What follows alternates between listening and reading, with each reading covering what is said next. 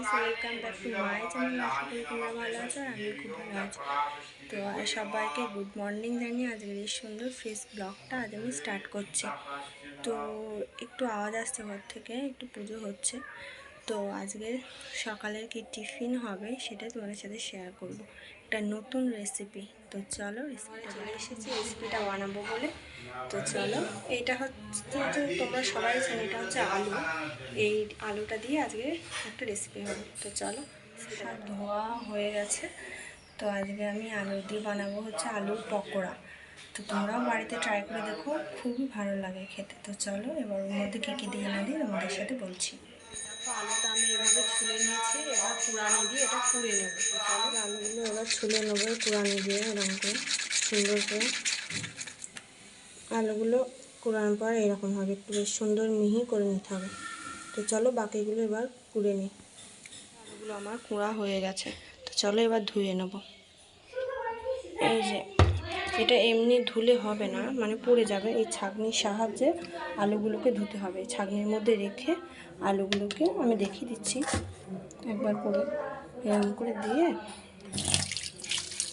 এরম করে আলুগুলোকে ধুয়ে নিতে হবে। তো চলো আলুগুলো ধুয়ে নিই।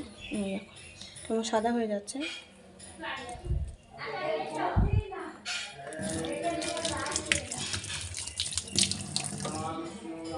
তো এই দেখো আলুগুলো আমার ধোয়া হয়ে গেছে। তো চলো এরকম করে বাকি আলুগুলো ধুয়ে নিই। আলুগুলো ধোয়া হয়ে গেছে, খুব সুন্দর হয়েছে। এবার চলো এর মধ্যে একে একে উপকরণগুলো দিয়ে দেবো।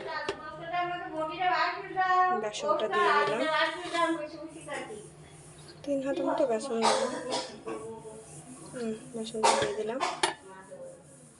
এবার এর মধ্যে আছে লবণ, আলুর দমের মশলা, তারপরে হলুদ গুঁড়ো, আদা কুচি, চিনি, কাঁচা লঙ্কা, লঙ্কার গুঁড়ো, কালো জিরে। তো এবার এগুলো সব দিয়ে দেবো।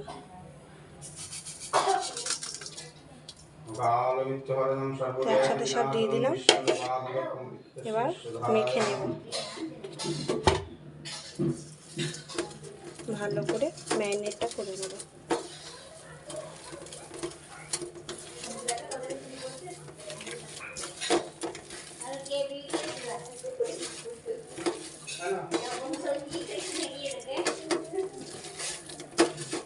তো চলো এটা মেখে নিই, তারপরে আবার আসছি।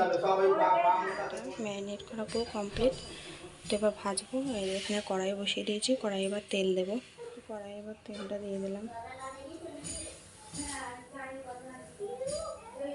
তোমরা চাইলে রিফাইন তেলেও করতে পারো, আমি সর্ষের তেলেই করছি। এবার তেলটা তাতুক, ছাঁকা তেলে ভাজতে হবে। তেলটা তাতুক, তারপরে দিতে গেছে। তোমরা যেরকম করে পকোড়া করো ওইভাবেই করবা, বেশ ছোট্ট ছোট্ট করে করবা, তাহলে বেশ ভালো মুচমুচে হবে। তো এরকম গোল গোল করে দিয়ে এবার তেলের মধ্যে ছেড়ে দেবো।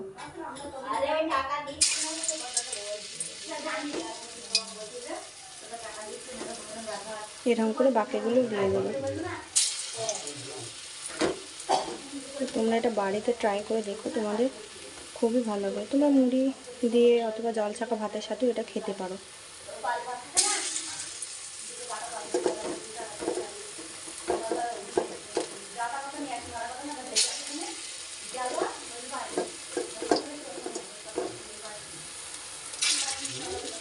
চলো এরকম করে বাকিগুলো ভেজে নিতে, লাল লাল করে ভেজে নিতে হবে। পকোড়া যেরকম করে ভাজে ঠিক ওইভাবে এইভাবে ভেজে নিতে হবে।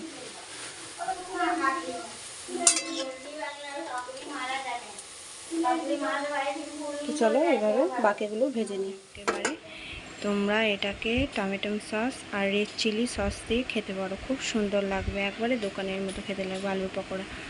তোমরা সবাই বাড়িতে ট্রাই করে দেখো। আমার আলুর পকোড়া একেবারেই তৈরি হয়ে গেছে। এরকম আরও ছোটো ছোটো ভিডিও দেখতে হলে অবশ্যই আমার চ্যানেলটিকে সাবস্ক্রাইব করে রাখতে হবে। তো এরকম আরও ছোটো ছোটো ভিডিও নিয়ে আমি চলে আসতে পারবো তোমাদের কাছে শেয়ার করতে। তো এই ভিডিওটা যদি ভালো লাগে অবশ্যই চ্যানেলটি সাবস্ক্রাইব, লাইক, কমেন্ট করে দেবে। তো আজকে এটি থাক, চলে আসবো আরও একটা নতুন ভিডিও বা ব্লগ নিয়ে।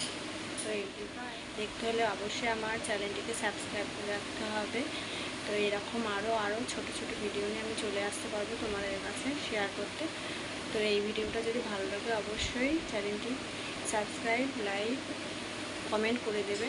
তো আজকে এটি থাক, চলে আসবো আরও একটা নতুন ভিডিও বা ব্লগ নিয়ে। তো এটি বাই।